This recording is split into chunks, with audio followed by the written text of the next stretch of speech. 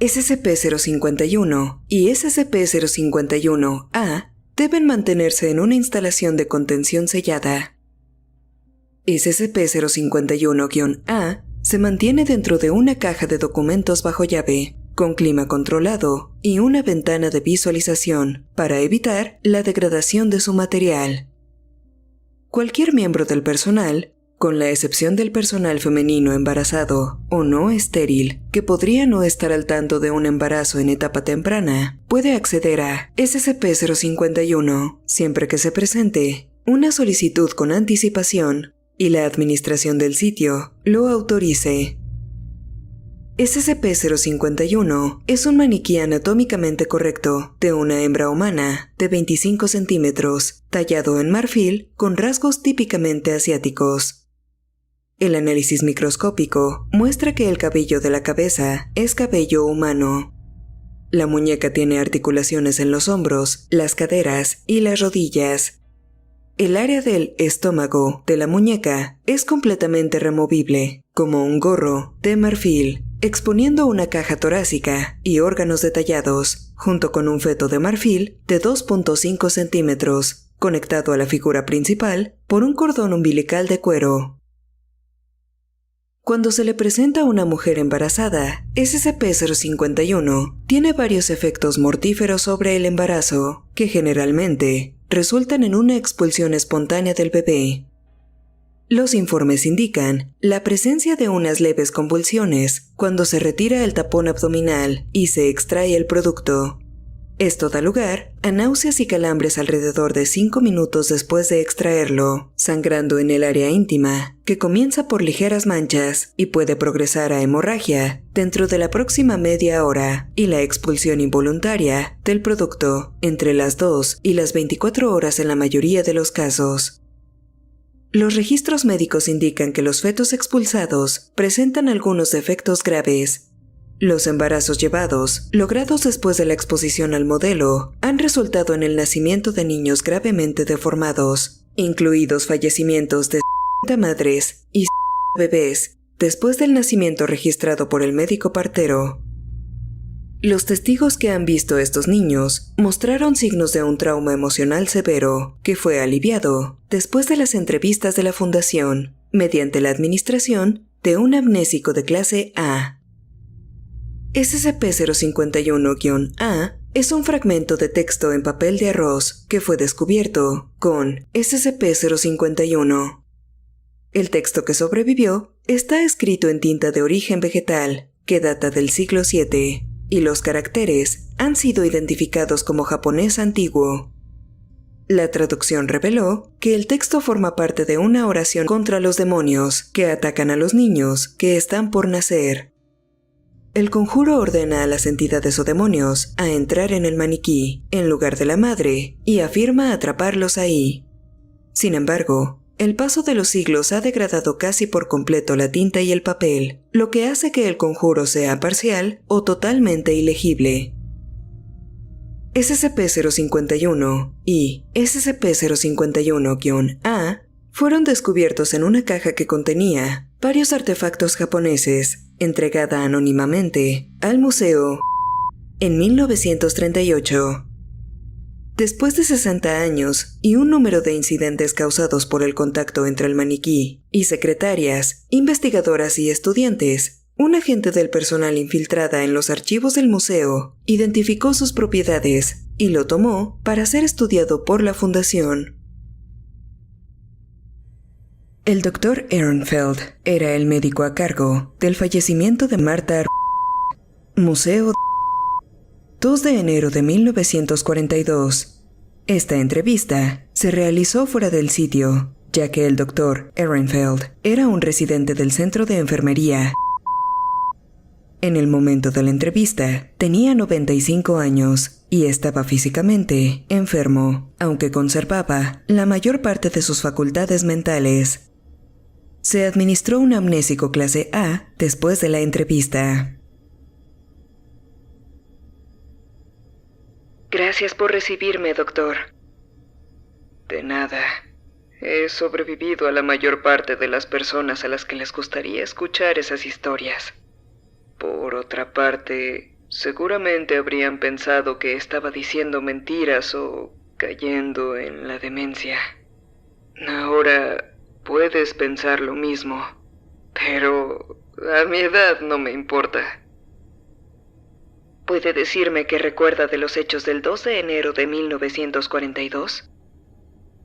Fue un día feo, frío y feo. Puede ser una ciudad maravillosa a veces, pero el invierno es una mala temporada. Era tarde en la noche cuando mi ama de llaves me dijo que me habían llamado. Estaba cansado, pero un parto siempre es una experiencia maravillosa. Pensé que me alegraría. Tenía una enfermera conmigo, pero la chica nunca volvió a mi oficina después de esa noche. 15 minutos, tal vez, para que el taxi llegara al museo desde mi casa. No estoy seguro, pero creo que sí. El portero me estaba esperando. Me llevó a la habitación donde tenían a la pobre señora tendida en una mesa cubierta con algunos trapos, creo, para que se sintiera más cómoda. ¿Cuál era su estado cuando llegó? Pensando en el pasado, debería haberme dado cuenta que estaba muy mal. Pero yo era joven y no tenía mucha experiencia. Ella estaba callada y solo gruñía con cada contracción. Ella no respondía cuando revisé sus signos vitales, así que hablé con ella. Ni siquiera me miró. Había bastante líquido rojo. Un chorro cubrió mis manos mientras me agachaba para comenzar a ayudarla con el parto. El suelo estaba resbaladizo y el bebé aún no había coronado. Estaba bien dilatada y las contracciones eran muy seguidas. Esto me hizo temer que pudiera tener al bebé boca abajo en 4 por la posición en la que venía. Sin embargo, mantuve mi semblante tranquilo. No quería asustar a la enfermera ni al investigador, el Dr. Merrill, quien era un hombre de renombre. Creo que quería impresionarlo. ¿Y luego, doctor? Estaba preocupado por toda la sangre, que su vida estuviera en peligro. Le dije que empujara, y ella empujaba. Mi enfermera la ayudó, ejerciendo presión hacia abajo sobre el abdomen, mientras yo intentaba ayudar manualmente a que el bebé saliera. Le ahorraré los detalles de un procedimiento de parto así. Se puede encontrar en cualquier manual de obstetricia de la época. Sondé a ciegas y palpé. Pensé que era una espiral en el ombligo, quizás enredado alrededor del cuello del bebé. Estuve a punto de hacer algunas modificaciones, pensando que sería necesaria una episiotomía. Pero se rompió antes de que pudiera continuar. Había más líquido y el bebé empezó a salir hacia mis manos. Nunca había visto algo así. Usted es investigador. ¿Conoce mucho de los defectos congénitos cefálicos comunes? Esto era poco común. Al principio pensé que el bebé debía haber nacido sin vida. Su carne era gris, no el gris cubierto de vernix de un nacimiento normal, sino degradado. El olor a descomposición. Retrocedí y la pobre madre gritó en su último empujón. El bebé fue cayendo en mis brazos con una gran hemorragia. La deformidad indescriptible. La cavidad torácica estaba completamente abierta. Pero no fue un mortinato. Me miró. Escuché a la enfermera, comenzando con los intentos de reanimación. Luego la escuché jadear y vacilar al ver lo que sostenía. Náuseas cuando el olor llenó la habitación.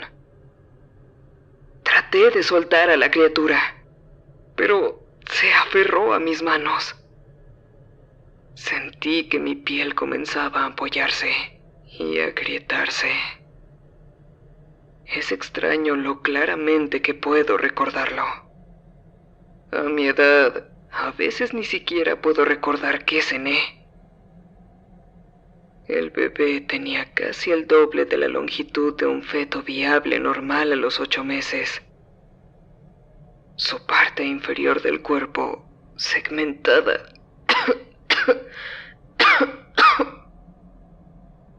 Entonces, ¿qué hizo? Comenzó a reír y terminé con su vida. Le rompí el cuello mientras me miraba. ¿Hubo alguna vez preguntas o consecuencias? En 1942, con el país en guerra y 2 profesionales respetados para dar su testimonio, no. El edificio del museo tenía un horno. Yo me deshice del cuerpo. Afirmamos que algún defecto más normal se había cobrado la vida de madre e hijo. El marido era un borracho y no le importaba nada más que su póliza de seguro de vida. Creo que fue reclutado poco después y murió en algún lugar de Francia. Y dejé mi práctica casi de inmediato. Nunca di a luz a otro niño. El Dr. Ehrenfeld pereció 4 meses después a causa de la neumonía.